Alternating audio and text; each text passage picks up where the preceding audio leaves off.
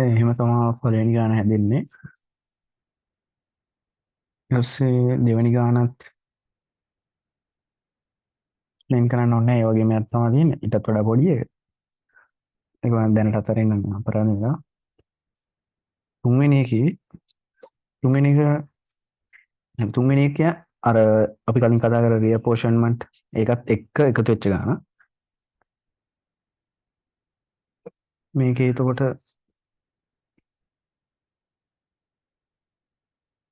මුලින්ම කියලා තියෙනවා direct material per chair 20 feet each 100. එතකොට එක chair එකකට යන direct material වල value එක 2000යි. direct labor එක 300යි. යුනිට් ගානත් 300යි. ඒ ටික එහෙම දීලා තියෙනවා. ඊට පස්සේ මෙතන ප්‍රොඩක්ෂන් ඩිපාර්ට්මන්ට් එකයි තියෙන්නේ, සර්විස් ඩිපාර්ට්මන්ට් දෙකක් තියෙනවා. එතකොට මේ සර්විස් ඩිපාර්ට්මන්ට් වල තියෙන 6000යි 5000යි ප්‍රොඩක්ෂන් ඩිපාර්ට්මන්ට් එක යන්න ඕනේ. ඒ යන්න ඕන රේට් එක පර්සන්ටේජ් තමයි මෙතන දාලා තියෙන්නේ. ඒ පර්සන්ටේජ් මෙතන 80 80 120 කියන හතරට එක 75 25 කියන තුනට එක මේ අර කලින් කතා කරපු රියපෝෂන්මන්ට් එකක් තියෙන්නේ. ඒ ටික මේකට දාලා අන්තිමට AB දෙක බිඳුව වෙනකන් සුළු කරගෙන යන්න ඕනේ. එහම ගියාට පස්සේ ඕහෙඩ් කොස්ට් එනවා 35999 36000ක. ඒක 36000ට ගන්න පුළුවන් හොලන්නේ. ඒක එහෙම අරගෙන මෙතන මෙයාලා කියලා තියෙනවා හදන්න කියලා තියෙන සිමල්ටේනියස් ඉක්වේෂන් මෙතඩ් එකේ. ඒ දෙකම චෙක් කරගන්න පුළුවන් මේ විදිහට වැඳුවා. සිමල්ටේනියස් එකෙන් හදන්න කියලා තියෙනවා නම් කෙලින් මේකෙන් හදන්න. මොකද ඒකෙන් වෙලාවත් විතරනවා ලේසි. මෙතන පෙන්නන්නත් එක තමයි මේ ඩිස්ට්‍රිබියුෂන් එක හදලා තියෙන්නේ.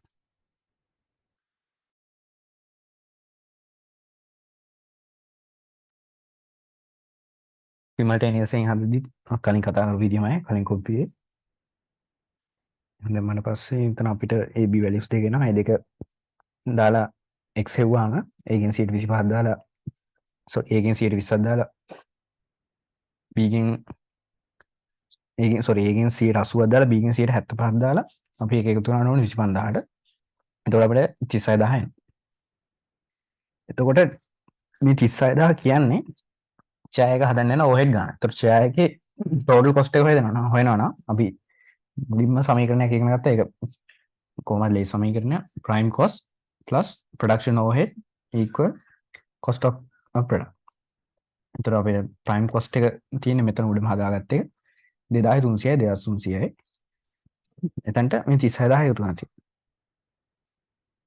36000 එකතු ගන්න ඕනේ 300ෙන් බෙදලා. මොකද මේ total overhead එක කියන්නේ පුටු 300ක් හදන්න යන ගාන. එක පුටුවකට යන ප්‍රයිම් කොස්ට් එක තමයි 2300. පුටු 300ක් හදන්න යන ඕවර්හෙඩ් එක 36000යි. ඒතකොට එක පුටුවකට හොයන්න ඒක 36000 බෙදන්න ඕන 300. 300 බෙදලා 2300 එකතු කරා.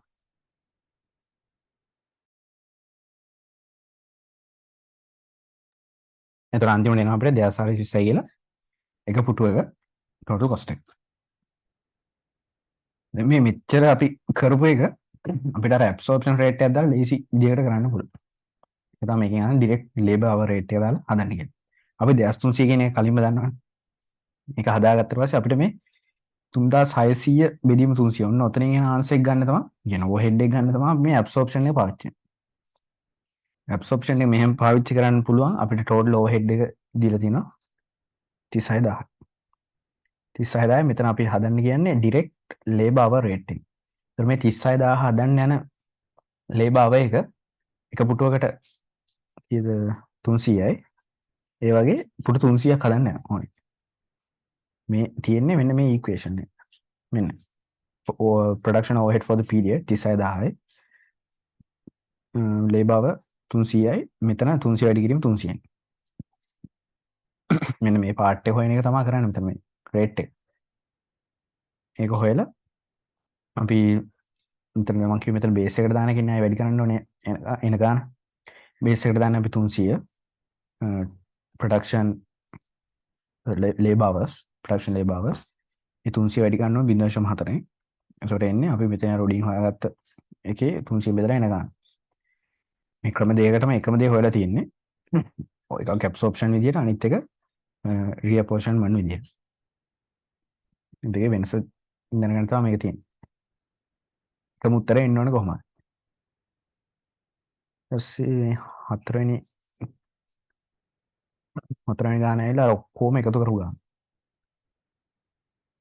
මේක අර බේසිස් තෝරගන්නත් ඕනේ අපි. ඊට පස්සේ බේසිස් වලට වෙන් කරලා මුලින්ම ඇලොකේෂන් එකක් කරන්න ඕනේ. ඇලොකේෂන් එකට පස්සේ මේ මුලින්ම තියෙන ඇලොකේෂන් එක, මේ ඇලොකේෂන් එක මේ කලින් විදිහම තමයි, කලින් ගණන් හදන විදිහම තමයි. ඊට පස්සේ මෙතන රියපෝෂන්මන්ට් එහෙම හොයාගත්තට පස්සේ මේ ගානේ වැඩිපුර දෙයකට තියෙන්නේ. එයාලා අන්තිමට කියලා තියෙනවා මේ ABC කියලා ප්‍රොඩක්ෂන් ඩිපාර්ට්මන්ට් වලින් මේ යුනිට් එක ප්‍රොඩක්ෂන් එක කියන්නේ යුනිට් එක යනකොට එක යුනිට් එකට ඒ කියන ඩිපාර්ට්මන්ට් එකෙන් යන පැය 4ක්. ඊළඟ B කියන එකේ පැය 5ක්. C කියන එකේ පැය 3ක්. එහෙම යනවා කියලා තියෙනවා. අපිට දැන් මේ ගාන හදාගෙන ගියාම ABC කියන එකේ ටෝටල් ඕහෙඩ් කොස්ට් ටික ඉන්නේ මෙන්න මේක 8866යි 8499යි ඔය ටික. මේ වැලියු එක අපි එක යුනිට් එකකට හොයන්න. එතකොට අපි මේකෙදි පාවිච්චි කරන බේසිස් එක වෙන්න ඕනේ. මෙතන අපිට දීලා තියෙන්නේ අවර්ස් ගානනේ. හරි. මෙතන අපිට හොයන්න ඕනේ ඒගේ ප්‍රොඩක්ෂන් එක යුනිට් එකකට යන ඕහෙඩ්. මුලින්ම දැන් මෙතන කොහෙවත් දීලා නැහැ යුනිට් ගාන කියලා. අපි මුලින්ම යුනිට් ගාන හොයාගන්න ඕනේ. ඒතකොට යුනිට් ගාන හොයාගෙන ඒ වැලියු එක මේ A එකේ තියෙන ඕහෙඩ් කොස්ට් එකෙන් බෙදන්න ඕනේ. එතකොට A ඩිපාර්ට්මන්ට් එකේදී ඒ ප්‍රොඩක්ෂන් යුනිට් එකට තියෙන ඕහෙඩ් කොස්ට් එක එනවා. හරි. ඒක හොයුවට පස්සේ B ටත් හොයන්න ඕනේ C ටත් හොයන්න ඕනේ. මේක අර අපි මෙතන එක ඩිපාර්ට්මන්ට් එක දාන කරේ. ඒක මේ වගේ ඩිපාර්ට්මන්ට් තුනක තියෙනවා. මෙතන X එකයි තිබ්බේ. මෙතන ABC කියලා තුනක් තියෙනවා. ඒක තමයි මේක අර ටිකක් වැඩි වෙලා තියෙන්නේ. එතකොට අපිට කරන්න ඕනේ ප්‍රොඩක්ෂන් ඕවර්හෙඩ් තියෙනවා අපිට එක එක ඩිපාර්ට්මන්ට් වල තියෙනවා. අපිට ඕනේ ප්‍රොඩක්ෂන් යුනිට් ගාන එක එක ඩිපාර්ට්මන්ට් වල. ඒක හොයාගන්න තමයි මෙයාලා මෙතන දීලා තියෙන්නේ පැය 4යි 5යි 3යි කියලා. එතකොට එක ඩිපාර්ට්මන්ට් එක යන වර්කින් අවර්ස් ගාන මෙතන තියෙනවා. එතකොට මේ වර්කින් අවර්ස් ගාන මෙතන මේ එක යුනිට් එකට යන ටයිම් එකෙන් බෙදුවාට පස්සේ අපිට එනවා ඒ ප්‍රොඩක්ෂන් ඩිපාර්ට්මන්ට් එක ඇතුලේ තියෙන යුනිට් ගාන. එතකොට මේ 6226 බෙදන්න ඕනේ 4ෙන්. එතකොට එනවා 1956. ඒ වගේ 4026ට බෙදනවා 5ෙන්. එතකොට එනවා 805. මේ තියෙන යුනිට් ගාන. එතකොට මේ යුනිට් ගාන අපි බෙදා ගන්න ඕනේ. මෙතන තියෙන ඕහෙඩ් ටෝටල් ඕහෙඩ් එක. එහෙම බෙදාගත්තට පස්සේ මේ වගේ ටිකක් එනවා. මේ තියෙන්නේ එක ඩිපාර්ට්මන්ට් එකකින් එක ප්‍රොඩක්ෂන් ඩිපාර්ට්මන්ට් එකකින් යුනිට් එකකට ඇඩ් වෙන ඕහෙඩ් ගාන. ඒ ටික එකතු කරන්න තියෙනවා. මෙතන මේ තුන එකතු කරා මෙතන දීලා තියෙනවා ඩිරෙක්ට් මැටීරියල් ඩිරෙක්ට් ලේබර් 50යි 30යි. එතකොට මෙතන 80ක් එනවා. ඒ 80ට මේ තුන එකතු කරාට පස්සේ 104.53 කියලා එනවා. මේවා කරගෙන යනකොට දශම ස්ථාන වල පොඩි පොඩි වෙනස්කම් වෙන්න පුළුවන්. ඒක එච්චරම අවුලක් නෑ. මේ වගේ ගානක් මේ බේසිස් එකක් එහෙම පොඩ්ඩක් එහෙම වුණොත් අවුලයි. දැන් මම මෙතන මුලින්ම මේකට දාලා තියෙන්නේ ලයිට් පොයින්ට් ජෙනරල් ලයිටින් කියන එකට ෆ්ලෝ ඒරියා දාලා තියෙන්නේ. ඒනොට ඊට වඩා හොඳ බේසිස් එකක් කිව්ව ලයිට් පොයින්ට් කියන එක. එන්නේ ඒක යූස් කරන්න. කියන්නේ ඒක ජෙනරල් ලයිටින් කිව්වහම ඉතින් ෆ්ලෝ ඒරියා එකට ඒක සාධාරණ වගේ තේරෙනවා. ඊට දෙයුණාට ෆ්ලෝ ස්පේස් එකට වඩා හොඳ එකක් තමයි ලයිට් පොයින්ට්. ඒක ලයිට් වලටම වෙන් කරපේ. ඉතින් ඒක මෙතන දාන්න. එතකොට ඒක දාලා හැදුවම එන ආන්සර් එක මීට වඩා පොඩ්ඩක් වෙනස් වෙන්න පුළුවන්. ඒ වුණාට ළඟ ආන්සරයක් එන්න ඕනේ. 103 105 ඒ වගේ වෙනස් වෙන්න පුළුවන්. එතනින් අපි ට්‍රැඩිෂනල් ඕවර්හෙඩ් කොස්ටිං මෙතඩ් ඉවරයි. ඊට පස්සේ තියෙන ABC මෙතඩ් එක. මේකේ එක ගානයි තියෙන්නේ. මේ ගානත් මැඩම් හැදුවේ නැහැ. මේක හැදුවේ නැහැ. ඒ හින්දා මේ මම මේ හොයාගෙන හදපු එකක් කියන්නේ. මෙතන මේ තියරි පාර්ට් එක නම් ලොකුවට ඕන වෙන්නේ නැහැ. දැන් සිංගල් ඕ බ්ලැන්කට් ඕවර්හෙඩ් ඇබ්සොර්ප්ෂන් කියලා එකක් තියෙනවා. ඒක කියන්නේ අපි එකම බේසිස් එකක් පාවිච්චි කරනවා නම් ඔක්කොම ඕවර්හෙඩ් ටික කැල්කියුලේට් කරන්න.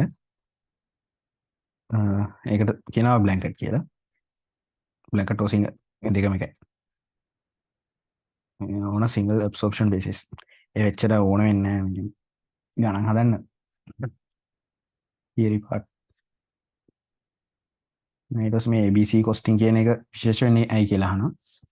මේක විශේෂයක් වෙන්නේ මේකේ අපිට අපේ බේසිස් එක හරියටම මොන කොස්ට් එකකටද අදාළ වෙන්නේ කියලා අපිට තීරණය කරන්න පුළුවන් එකක් තියෙනවා. ඒ කියන්නේ මේකේ තියෙනවා මේ වගේ කොස්ට් පූල් කොස්ට් ඩ්‍රයිවර්ස් කියලා දෙකක්. මෙන්න මේවා අපි මැච් කරනවා. ගානේ දුන්නාම කොස් පූල්ස් දෙනවා කොස් ඩ්‍රයිවර්ස් දෙනවා. ඒතර මේවා හරියටම මේ කියන්නේ මෙතන මේකත් බේසිස් එකක්. ඒ බේසිස් එක හරියට මැච් කරන්න ඕනේ මොන කොස් පූල් එකකටද මේ කොස් ඩ්‍රයිව් එක යන්නේ. අන්න එහෙම කරලා එතනින් අපි හදා ගන්නවා ඕවර්හෙඩ් කොස්ට් එකක් ඒ කොස් පූල් එකට. ඒ ටික එකතු කරලා අන්තිමට ටෝටල් ඕවර්හෙඩ් එක ගන්න. එතන ඔයාලා ස්ටෙප්ස් ටික පැහැදිලි කරලා තියෙනවා. මුලින්ම allocate කරලා ඒ ටික කරලා cost pool එකයි cost drive එකයි තෝරලා ඒ ටික කරන් තියෙන්නේ. Identify the cost driver that has a strong correlation to the cost in the cost pool. කෙනාට ගැලපෙන මේක තෝරගන්න තියෙනවා. මෙන්න මේක පොඩ්ඩක් බලාගන්න මේ දෙකේ තියෙන වෙනස්කම් වගේ. මේ අහන්නේ නැහැ ගණන්. save benefits. මේක ගැන නම් මොකුත් කිව්වෙත් නැහැ. මේකේ මොකුත් ගණන් තිබ්බෙත් නැහැ activity based management. මෙතන තියෙන මේ අන්තිම ගණන් හදමු.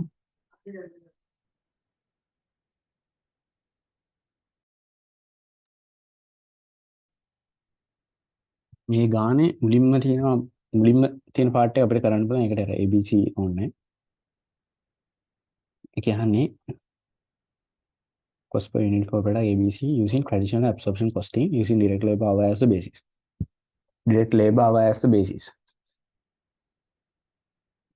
හරි. එතකොට direct labor hour basis එක විදිහට ගන්න ඕනේ. direct labor hour කියන තමයි absorption rate එක හදා ගන්න ඕනේ.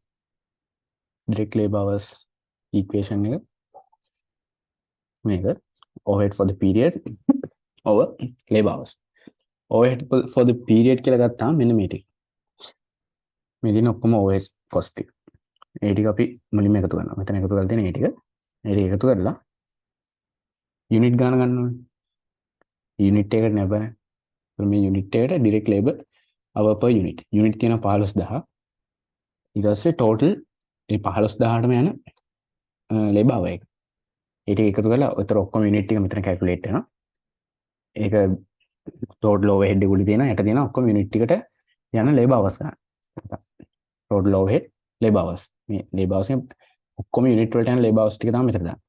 කලින් මතක ඇතිනේ අපි අර hours ගන්න වැඩි කරා 2000 එහෙම වැඩි කරේ 6 වැඩි කරේ 2000. ඒ වගේ නැත්තම් මෙතන type තුනක් තියෙනවා. ABC කියලා තුනක් තියෙනවා.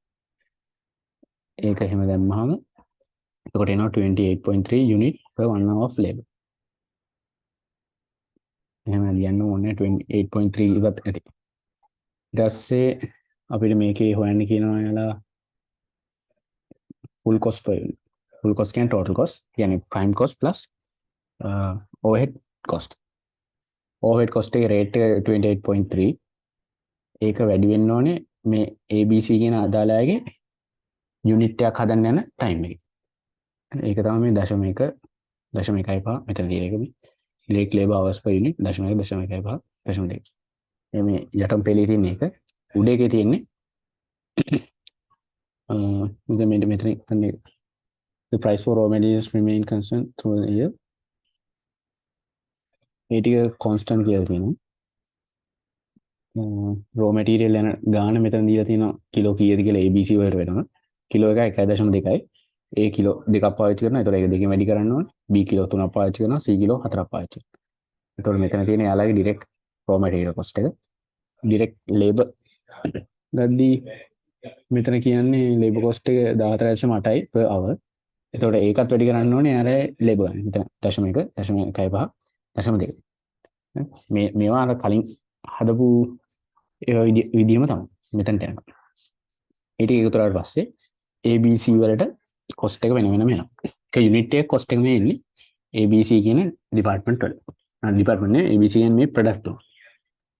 මේක ABC කියන product තුන. ඒ product තුනේ total cost එක එනවා මේ විදිහට. ඊට පස්සේ කියනවා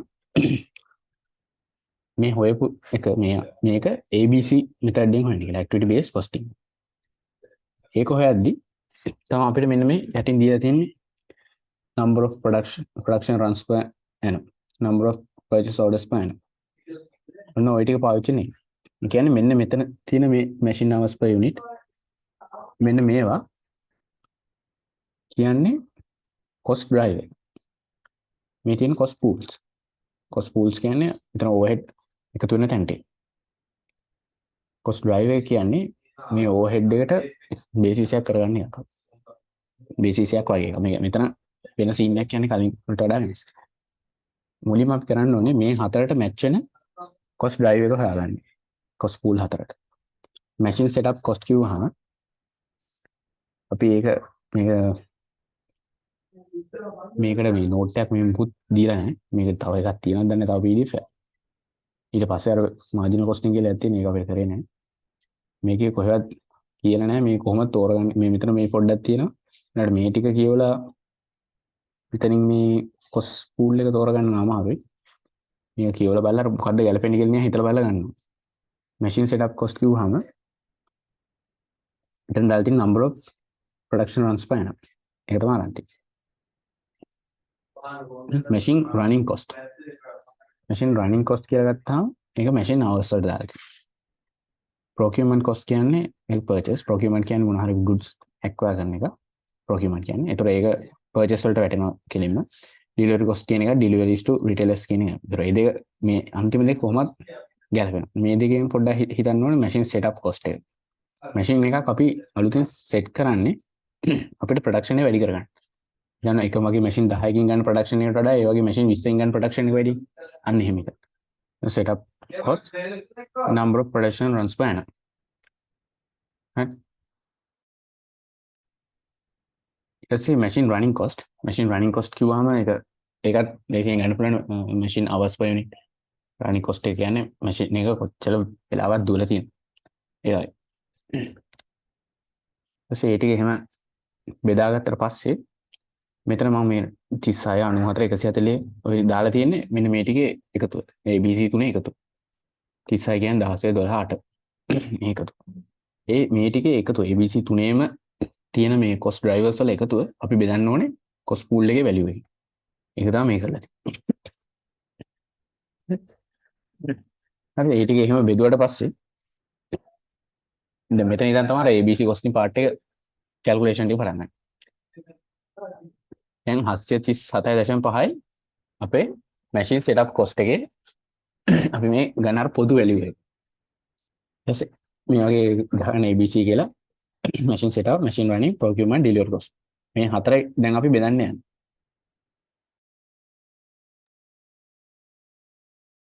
මුලින්ම machine setup එකේ අපි 737.5 තියෙනවා අපිට. 737.5 machine setup එකේ අපි ගත්ත cost driver එක තමයි production runs per annum. ඒක තියෙන්නේ 16යි. ඒක වැඩි කරලා ඒකෙන් 16න් වැඩි කරනවා. ඊට පස්සේ මේක යුනිට් එකකට හොයනවා. යුනිට් ගානෙන් බෙදනවා. ඊපස්සේ B එකෙත් 737.5 වැඩි කරනවා එයාට දීලා තියෙන වැලියු එකෙන් 12. එහෙම වැඩි කරලා B ගේ යුනිට් ගානෙන් බෙදන්න.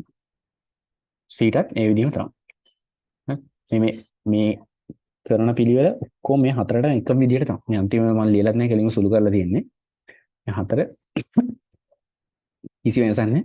මෙන්න මේ ටික හොයාගත්තට පස්සේ ගානේ අවුල නැහැ. මේ කියන්නේ අමාරුම වැඩේ තියෙන්නේ මේ හරියට මේ ටික තෝරගන්න. ඊට පස්සේ මේක සාමාන්‍ය විදිහට තියෙනවා. සාමාන්‍ය සුළු කිරීමක් තියෙනවා. මැෂින් රනින් ගත්තාම අපිට මෙතන තියෙනවා 2.065ක්. ඒක වැඩි කරනවා 2.5.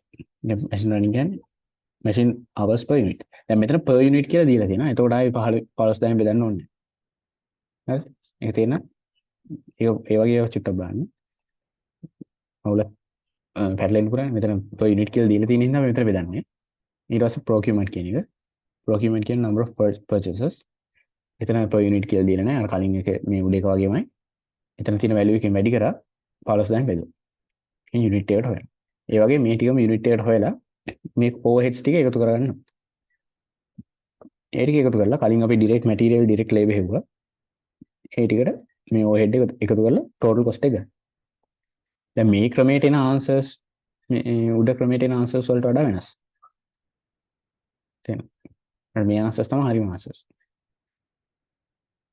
ඕක තමයි ABC costing වල තියෙන්නේ.